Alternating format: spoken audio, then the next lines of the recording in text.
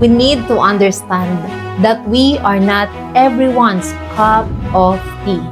Not everyone will like us, and some will even oppose us. Not everyone will agree with our opinions, ideas, or decisions, but that's okay. Our worth doesn't depend on the opinions or approval of others. It's not about how many followers, likes, or comments you have on your social media. Be confident in your identity. We are God's beloved. You are fearfully and wonderfully made. Never measure your worth based on world's standard, and never prove yourself with or without other people's approval. You are already approved and accepted by the Most High God. Do not be deceived. Not everything we see on social media is true. Let us choose instead to walk in authenticity and truth. Do not conform to this world, but be transformed by the renewing of our mind.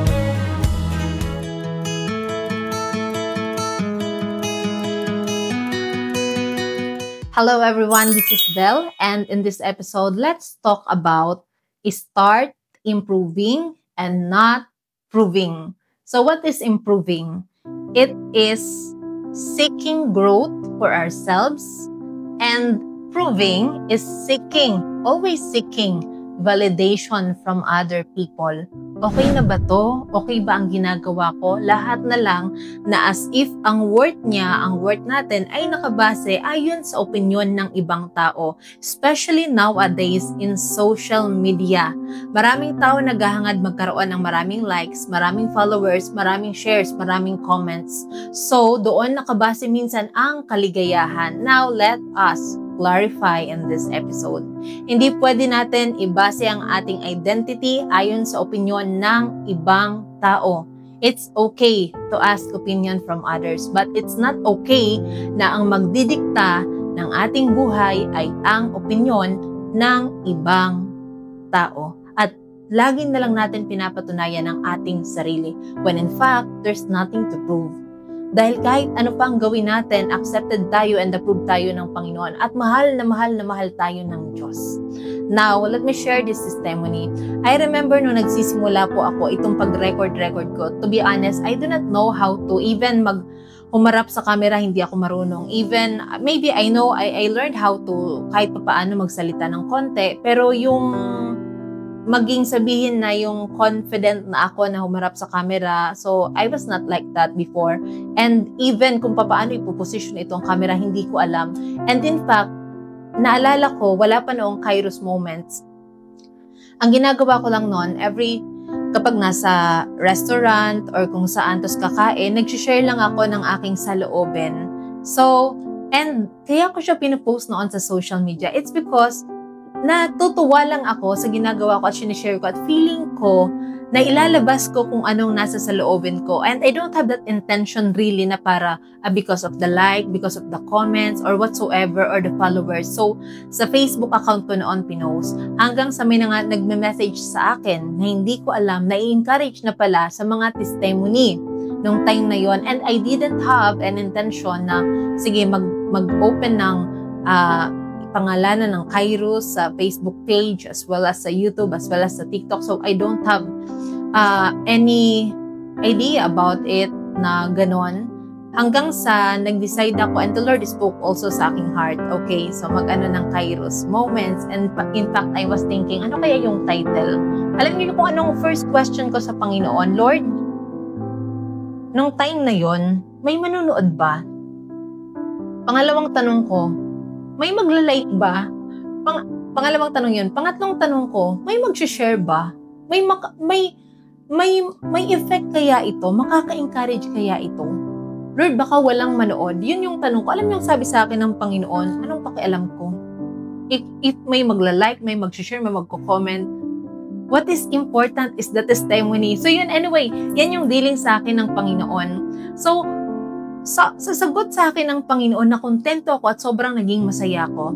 And to be honest, even itong mga testimony, pinopost ko lang siya because it's about God and me. It's about myself and God. It's about, Lord, ito Lord ang napagkasunduan natin. Ito Lord ang sinabi mo sa akin. And if this testimony will encourage other people, so why not? Because sino ba tayo, especially those na pinagkatiwalaan ng Diyos ng mga testimony, you have an encounter with the Lord. So it is meant to be shared with other people. Not for us, not for self-glory. It is for God's glory. So, and who am I para i-keep ang mga testimony, mga buhay na patotoo kung gaano kabuti ang Panginoon. So anyway, nung pinost ko po ito, 2, 3 lang nanonood din. It's okay, even ngayon ilan or what, pero sobrang na-appreciate ko na po. And in fact, so to those who are watching this, if you are building your Facebook or YouTube or whatsoever and seeking sa mga na may mga mag-comments or looking forward na mas dumami ang likes and shares or followers, pag wala man nag-share, nag-follow, it's okay. So tandaan natin, yung identity natin hindi nakabase kung ilan ang followers sa social media. May manood, may mag-like. For as long as you're doing it, what is important is, what is the motive? Why you're doing what you're doing right now? Because what's inside our heart is the most important. Kasi if it is for self-glory, para kung ano-ano lang, I think, well, it's okay. Siguro, iba-iba siguro yung opinion natin. But can I tell you this? Even if walang mag-like, walang mag-share, just make your heart pure sa Panginoon. It's okay. Walang mag-like, walang mag-share, walang mag-follow. It's okay dahil accepted ka ng Panginoon. At wag na wag ibabase ang identity kung ilang followers meron ka sa social media. Ilang likes meron ka sa Facebook. Ilan lang nanonood ng video mo. Hindi doon nakabase ang identity natin. If people will, hindi lahat ng tao even makaka-appreciate ng video, then it's okay. And I would like to encourage each and everyone, never prove yourself. Wala kang kailangan patunayan dahil mahal na mahal ka ng Diyos. Just be true and at the same time, ay alam mo na ang puso mo ay nasa Panginoon at alam mo na kontento ka at alam mo na buo ka. Wala pa ang social media, accepted ka na ng Panginoon. Wala pang Facebook, wala pang YouTube, wala pang TikTok o anything else. Wala pa niyan, tanggap na tanggap ka at mahal na mahal ka ng Panginoon.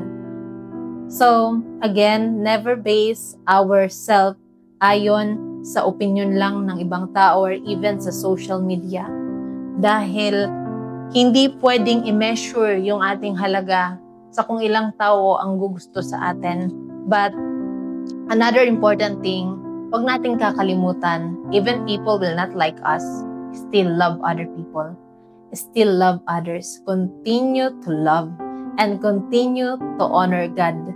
Alam niyo kung anong pinakamasarap na feeling? Yung tipong hindi man lahat ng tao magustuhan ka, pero alam mong mahal na mahal ka ng Diyos. And you have peace and you have joy in your heart. So instead of proving, patuloy mo na i-improve ang sarili mo. Hindi para patunayan ang sarili mo, kundi so that whatever na ma-improve mo pa sa sarili mo can contribute also to the life of other people. Magiging contributor tayo at magiging pagpapala dapat tayo sa ibang tao. Not for self-gain, but to be also a blessing to other people. But of course, we will benefit. Pero hindi para maging makasarili. Because blessings are meant to be shared. Hindi para sa atin lang. So you see, again, whatever na season or whatever moment na meron ka ngayon or kung ano man ngayon ang sitwasyon mo, still accepted ka at mahal na mahal ka ng Diyos. And you are so precious in the Lord. Thank you and God bless.